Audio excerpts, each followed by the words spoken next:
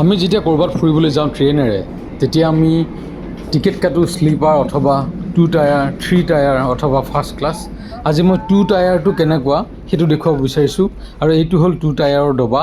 আৰু 2 টায়াৰৰ ডবাত ঠিক এনেধৰণৰ দেখিছে আপুনি 3 টায়াৰৰ যেনেদৰে বিচনা থাকে তেনেদৰে থাকে, কিন্তু 2 টায়াৰৰ বিচনাখন অকণমান ডাঙৰ হয়, কেইঞ্চিমান ডাঙৰ হয়।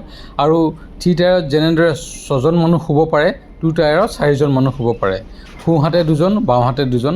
আৰু 2 টায়াৰৰ এনেদৰে দুইখন বিচনাৰ মাজত যথেষ্ট ব্যৱধান থাকে, যাৰ বাবে আপুনি সুন্দৰভাৱে বহিব পাৰে। ওপৰত বহাজনৰো কোনো অসুবিধা নহয় আৰু তলত বহি থকাজনৰো কোনো অসুবিধা নহয়।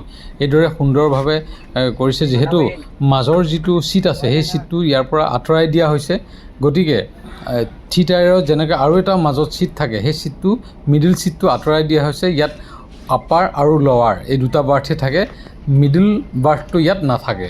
গতিকে এনেদৰে বনাইছে। আৰু ওপৰত AC ভেণ্টটো দেখিছে, খুব সুন্দৰভাৱে AC হেৰি দিয়া আছে।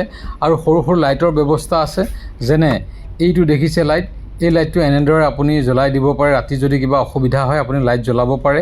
আৰু কাষৰ মানুহজনৰ যাতে অসুবিধা নহয় তাৰ বাবে ব্যক্তিগতভাৱে এনেকৈ সৰু সৰু লাইট দিছে, ওপৰতো তেনেদৰে দিছে। প্ৰত্যেকখন বিচনাৰ লগতেই একোটাকৈ সৰু সৰু লাইট দিছে। সন্মুখত এখন দেখিছে আপুনি, এইখন এখন গ্লাছ দিছে, বিভিন্ন কাৰণত ইউজ কৰিব পৰাকৈ এখন দিছে, গ্লাছ দিছে। আৰু এনেদৰে পৰ্দাৰ ব্যৱস্থা কৰি দিছে, সুন্দৰভাৱে পৰ্দাৰ ব্যৱস্থা কৰি দিছে।